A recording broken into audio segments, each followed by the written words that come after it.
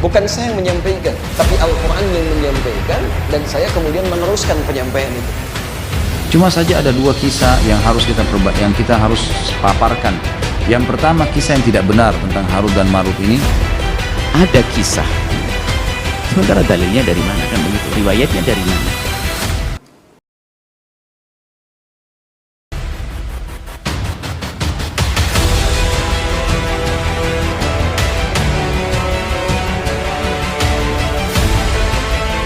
Malaikat itu tidak bermaksiat.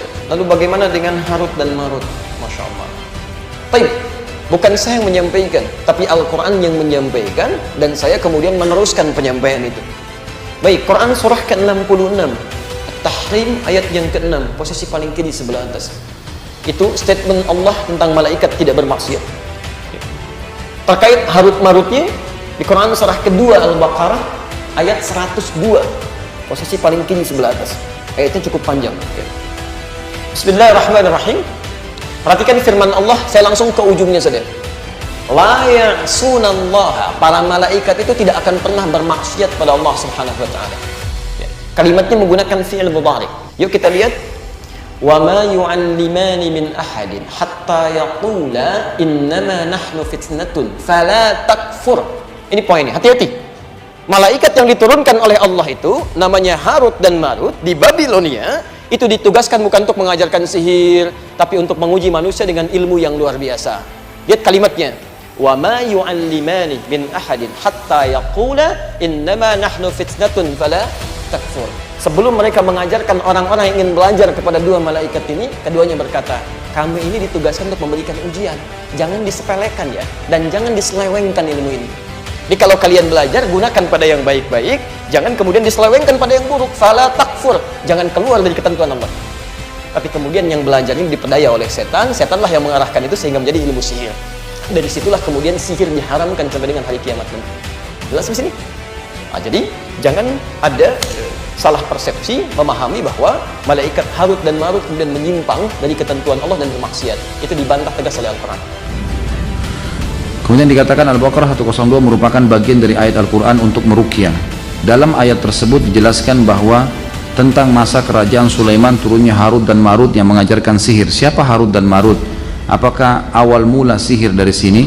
Harut dan Marut ini disepakati oleh para ulama tentang nama dua malaikat yang Allah turunkan dari langit. Cuma saja ada dua kisah yang kita harus paparkan. Yang pertama, kisah yang tidak benar tentang Harut dan Marut ini, bahwasanya mereka adalah dua malaikat yang meminta agar Allah memberikan hawa nafsu kepada mereka, kemudian mereka turun di muka bumi lalu mereka mengajarkan orang-orang sihir. Ini kisah dibantah oleh para ulama-ulama karena ini diambil dari kisah Israiliyat, tidak ada dalam hadis Nabi SAW. Kisah yang benar adalah Harut dan Marut diturunkan oleh Allah Subhanahu wa taala justru untuk menjelaskan kepada orang apa itu sihir, gitu kan? Dan pada saat mereka menjelaskan, mereka mengatakan jangan kalian pelajari ini sihir, nggak boleh dipelajarin. Lalu mereka mengajarkan sihir itu seperti ini, sihir itu seperti ini, contoh-contohnya. Lalu ada orang memahami, bukannya saya meluruskan sihir, malah mereka mempelajarinya. Nah, ini yang dimaksud yang benar tentang Harut dan Marut. Ada orang pada saat itu mempelajari dari Harut dan Marut, mereka menganggap itu adalah sihir yang mestinya dipelajarin, gitu kan? Yang mestinya dipelajari, dan ini Harut Marut melarang masalah itu.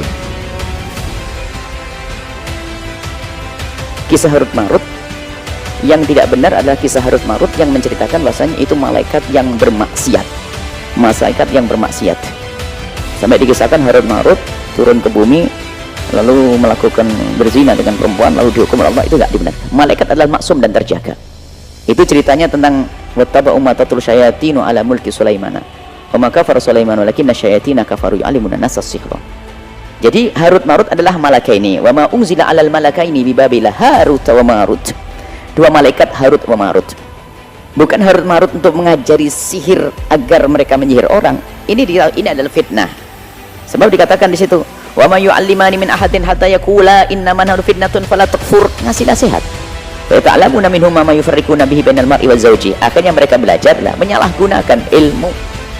Jadi kisah Harut Marut itu adalah Harut Marut mengajarkan, tapi bukan untuk digunakan mensihir agar tahu ini loh, tapi disalahgunakan. Sama di hari ini pun ada orang Al-Quran disalahgunakan, ada di dalam hukumnya Ada Al-Quran disalahgunakan untuk, mohon maaf ya, misalnya untuk kayak sihir jadinya. Bagaimana Al-Quran sihir? Kan ada namanya menulis ayat Al-Quran tapi kan masih terus ada, tidak tahu ilmunya siapa, agar punya anak laki-laki nulis ayat Al-Quran di paha, kan durhaka kepada Allah. Nah, itu kayak yang menyelewengkan yang belajar dari rumah ada. Makanya ada buku Awfaq, buku tentang fikih. Fikih itu adalah ayat-ayat, di balik ayat itu memang ada hikmah, tapi kalau tempatnya benar, penulisannya benar ada. Masa ada ayat Quran dipendam di tanah, ayat Al-Quran ditelan, ayat Al-Quran taruh ditulis di paha, itu pasti buku fikih yang menyesatkan. Lah, itu penyelewengannya yang belajar dari ulama, seperti nyelewengnya umat Nabi Sulaiman kepada Harut wa Marut. Jadi Harut Marut adalah bukan, kalau kisah Harut Marut Israiliyat, kisah palsu.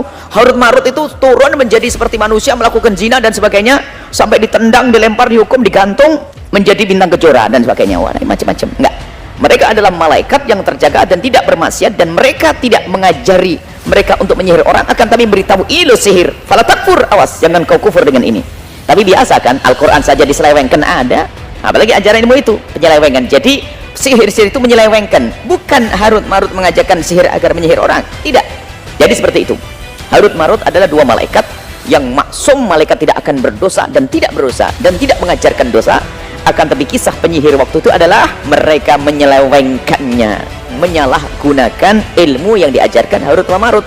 Sama Ustadz menyalahgunakan Al-Quran sepertinya untuk Allah, untuk dunia, terjerumus juga sama kasusnya penyelewengan. Ingat, hati-hati, di balik kisah Harut Marut memang banyak kisah Israiliyat, kisah yang enggak jelas, bertentangan dengan syariat, bertentangan dengan akidah, dan itu banyak yang tersebar.